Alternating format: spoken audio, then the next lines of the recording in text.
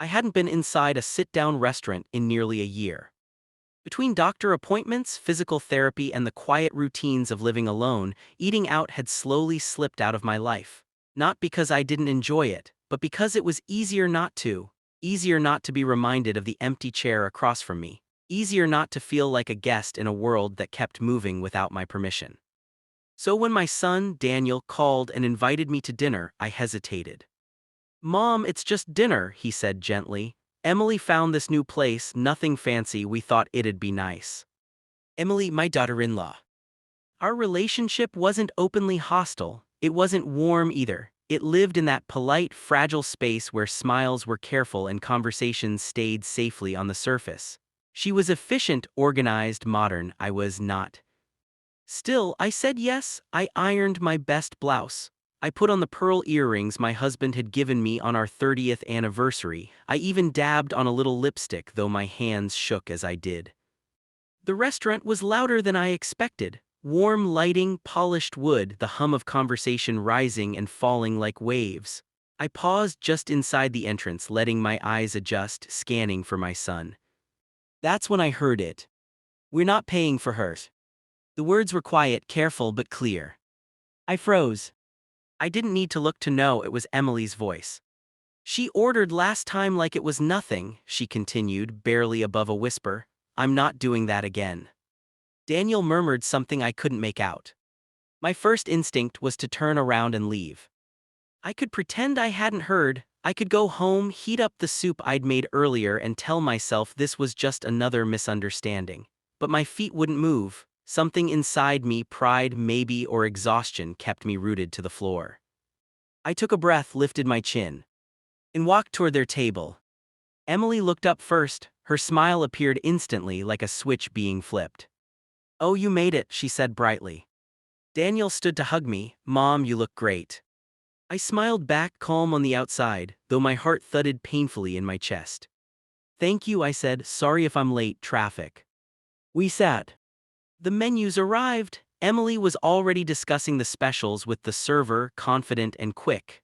I listened quietly, tracing the edge of the menu with my finger. I noticed things when I was quiet. Emily didn't ask what I might want to drink. She ordered for herself and Daniel, then paused just long enough to say, "And water for her." Sorry. I told myself not to read too much into it. When it came time to order food, I chose carefully. A simple grilled chicken, no extras. I didn't want to be accused, silently or otherwise, of excess. Dinner unfolded in pieces. Daniel talked about work. Emily talked about renovations they were planning. I nodded, I asked questions, I smiled when appropriate. But beneath it all, I felt like a guest who'd overstayed her welcome. At one point, Emily leaned toward Daniel and whispered again. This time I didn't catch the words, I didn't need to. I focused instead on my plate, on the way the chicken was perfectly cooked, on how strange it felt to be so aware of every bite I took. When the server came to clear the plates, Emily spoke up quickly. "Could we get the check?" Daniel glanced at me. "Mom, do you want dessert?" I shook my head. "No thank you, I'm quite full." That was a lie, but it felt safer. The check arrived in a small black folder and was placed neatly between Daniel and Emily. Emily opened it. Her expression changed almost immediately. She blinked, then frowned, then flipped the page back and forth as if the numbers might rearrange themselves. "Excuse me," she said, waving the server over. "I think there's a mistake." The server leaned in politely. "How so, ma'am?" "This total seems high." The server smiled. "That's because the bill includes the private room service charge and the prearranged package." Emily's mouth fell open. "Private room?" Daniel frowned. "We didn't book a private room." The server nodded. "Yes, you did, under the name Margaret Lewis." "My name?" Both of them turned to look at me. I took a sip of water before speaking. "I did," I said calmly. Emily's face flushed. "You what?" "I came early," I explained. "I asked if they had a quieter space. My hearing isn't what it used to be." They offered a small room with a fixed menu option. I agreed. Daniel stared at me. "Mom, why didn't you say anything?" "I didn't think it mattered," I said gently. "I planned to cover it."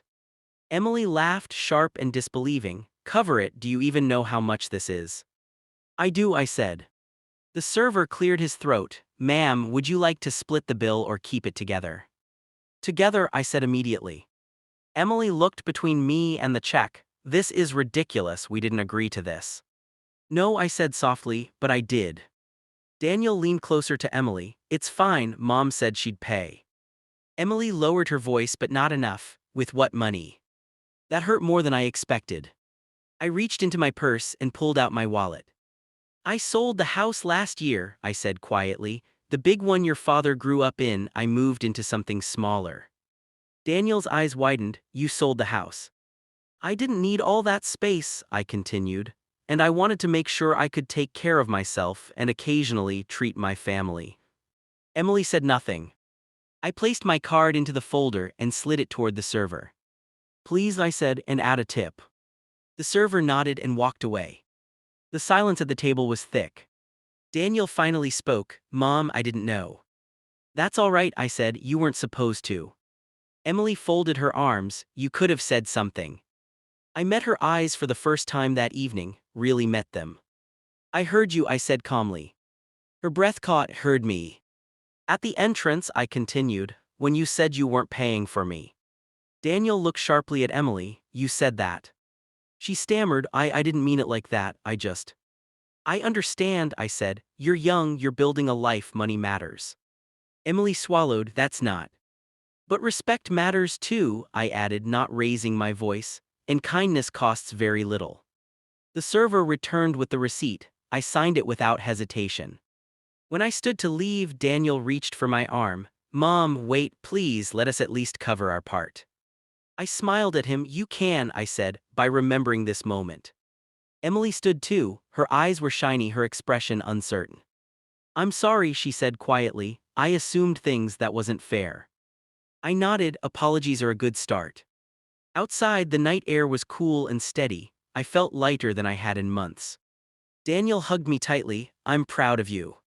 I patted his back. Just don't forget who raised you. Emily lingered a moment before speaking. Next time, dessert is on me. I smiled, we'll see. As I walked to my car, I realized something important. I hadn't just paid a bill that night. I'd reclaimed my place at the table.